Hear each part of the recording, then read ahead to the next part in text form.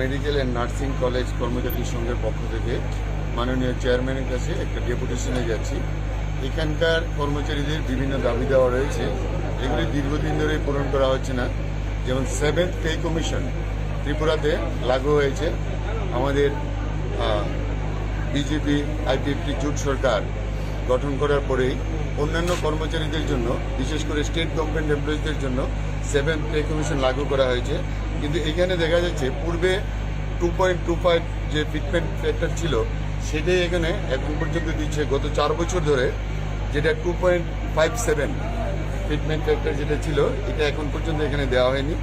এছাড়াও এখানকার কর্মচারীদের বিভিন্ন সমস্যা রয়েছে, যেমন গ্র্যাচুইটির ক্ষেত্রে অনেক কর্মচারী রিটায়ারমেন্টে যাওয়ার পরে, যেমন কিছুদিন আগেও কয়েকজন কর্মচারী এখান থেকে রিটায়ারমেন্টে গেছে, তারা গ্র্যাচুইটি বলতে কিছু পায়নি।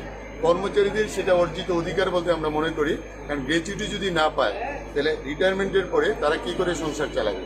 তারপরে ন্যূনতম পেনশন, যেটা ভারতীয় মজদুর সংঘের দাবি, যে পুরনো পেনশন প্রথা যেটা রয়েছে সেটা পুনরায় চালু করা, এবং বিভিন্ন যেমন আউটসোর্সিংয়ের ক্ষেত্রে বিভিন্ন জায়গাতে যেগুলি রিক্রুট করা হচ্ছে, যদিও ভারতীয় মজদুর সংঘ আউটসোর্সিং পছন্দ করে না, রেগুলার স্কেলে চাকরি দেওয়ার জন্য আমরা বলছি, কিন্তু তথাপি কিছু কিছু ক্ষেত্রে যাতে ন্যূনতম পেনশন যাতে চালু করা হয়। 60 ইয়ার্সের পরে কর্মক্ষমতা সবাই হারিয়ে ফেলে আপনারা জানেন, তো সর্বক্ষেত্রেই আজকে যেটা আনঅর্গানাইজ সেক্টরে পর্যন্ত ন্যূনতম পেনশনের কথা চিন্তা করা হচ্ছে, আর এখানে দেখা যাচ্ছে ন্যূনতম পেনশনেরও কোনো বন্দোবস্ত নেই।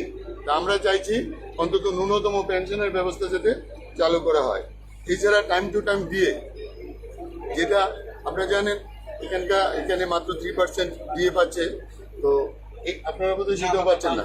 এই 3% ডিএ পর্যন্ত এখানে দেওয়া হচ্ছে না। সেগুলি যাতে রাজ্য সরকারের মতো, অর্থাৎ রাজ্য সরকারের কর্মচারীরা যে সমস্ত ফেসিলিটিস পাচ্ছে, টিএমসিতে কর্মরত যারা রয়েছেন তারাও যাতে সেম ফেসিলিটিস পান। এখানে সাফাই কর্মীরা যে ধরনের মানে আমি বলবো সেটা বেতন না, অনারায়মের মতো যেটা পায় সেটা দিয়ে সংসার প্রতিপালন করা কোনো অবস্থাতেই তাদের পক্ষে সম্ভব হচ্ছে না। তারা অনেক কষ্টে দিন যাপন করছে। সাফাই কর্মচারীদের বেতনও যাতে বৃদ্ধি করা হয়, সেই জন্য আমরা আজকে কর্তৃপক্ষের কাছে দাবি জানাবো। আমাদের সঙ্গে রয়েছেন আমাদের ভারতীয় মজদুর সংঘের সাধারণ সম্পাদক তপন কুমার দে মহোদয়, রয়েছেন Tripura medical and nursing college কর্মচারী সংঘের সাধারণ সম্পাদক সভাপতি জীবন চক্রবর্তী, সমীরণ